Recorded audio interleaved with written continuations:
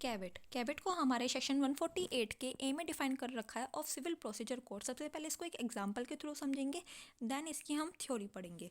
Example, इसे सबसे पहले तो सेक्शन 148 के ए में डिफाइन कर रखा है। अब समझते हैं एग्जांपल। ए और बी दो पर्सन है, इन दोनों के बीच में कोई प्रॉपर्टी को लेकर डिस्प्यूट चल रहा है। अब ये चले जाते हैं कोर्ट में, ए और बी चले गए कोर्ट में, और ए को ऐसा लगता है कि जो कोर्ट है वो बी के फेवर में डिसीजन दे सकता है, ऑर्डर दे सकता है, या फिर कुछ भी ऐसा कह सकता है जो बी के फेवर में हो।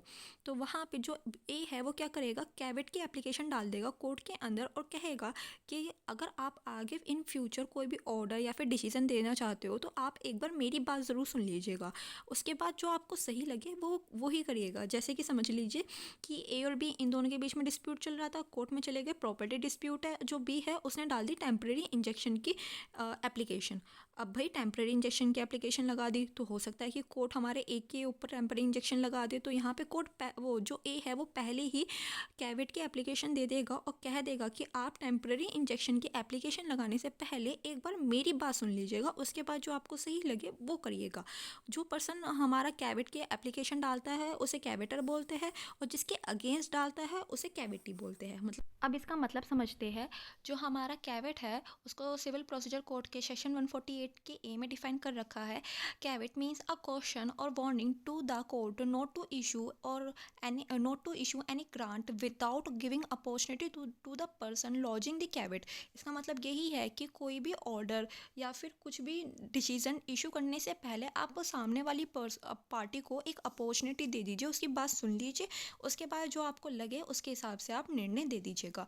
अगर इसका लेजिस्लेटिव चेंज की बात करें तो सेक्शन 148 के अंदर इसको इंट्रोड्यूस कराया गया है, और जो सेक्शन 148 है वो पहले नहीं था, वो हमारा 1976 के अमेंडमेंट के बाद ऐड हुआ है सिविल प्रोसीजर कोड के अंदर। अगर डेफिनेशन की बात करें तो इसका कोई अच्छा डेफिनेशन नहीं दे रखा सिविल प्रोसीजर कोड के अंदर, बट जो हमारा निर्मला चांद वर्सेस नारायण का केस था उसमें हमारे सुप्रीम कोर्ट ने एक डेफिनेशन दी थी जिसमें कहा था कि भाई कैविट एक टर्म है जिसको इंट्रोड्यूस कराइए और सामने वाली पार्टी को भी एक अपॉर्चुनिटी दीजिए उसकी बात सुनने की। अगर तुम सामने वाली पार्टी की बात ही नहीं सुन रहे और तुम कोई ऑर्डर दे रहे हो तो ये गलत बात है।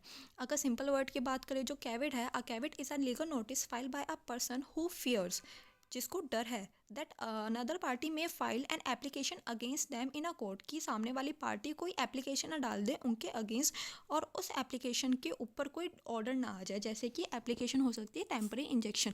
हमने टेम्परेरी इंजेक्शन की ऑलरेडी एक वीडियो डाल रखी है, अगर आपको देखनी है तो आप देख सकते हैं। अगर आगे बात करें, it is a precautionary measure that ensure the court does not pass any order without first hearing the person who file the caveat. इसका मतलब यही है कि कोई भी कोर्ट कोई ऑर्डर पास करने से पहले एक बार सामने वाली पार्टी की सुन ले। अगर उसके अगेंस्ट ऑर्डर आ रहा है कि भाई हम ये ऑर्डर पास कर रहे हैं, क्या आपको इससे प्रॉब्लम है या फिर आप इसके खिलाफ कुछ बोलना चाहते हैं, जिससे कि जो सामने वाली पार्टी है वो भी अपनी बात रख सके। अगर इसका टाइम पीरियड की बात करें तो इसको 90 दिन तक वैलिड रहता है। मतलब कि जब आपको कोर्ट आपकी कोर्ट प्रोसीडिंग चालू हो गई तो आप जब भी डाल दीजिए कैविट, या फिर आपको लग रहा है कि सामने वाली पार्टी कुछ ऐसी हरकत करने वाली है या फिर कोर्ट कुछ ऐसा डिसीजन दे सकता है कि भाई साहब जिससे आपको नुकसान होगा, तब आप एप्लीकेशन डाल दीजिए। और वो जो टाइम पीरियड है 90 दिन तक चलेगी आपकी एक कैविट की एप्लीकेशन। 90 दिन के बाद वो ख़त्म हो जाएगी, आपको फिर से ही डालनी पड़ेगी 90 दिन के बाद, अगर आपको लग रहा है कि फिर से उसकी नीड है तो। अगर इसकी विड्रॉल की बात करें तो भाई इसका कोई विड्रॉल करने का प्रोसीजर बताया नहीं गया है कि अगर आपने एक बार कैविट की एप्लीकेशन डाल दी तो आपकी वो 90 दिन तक चलेगी, उसके बाद ही वो ख़त्म होएगी, और उसके बाद अगर आपको फिर से डालनी है डालिए, अगर नहीं डालनी तो मत डालिए।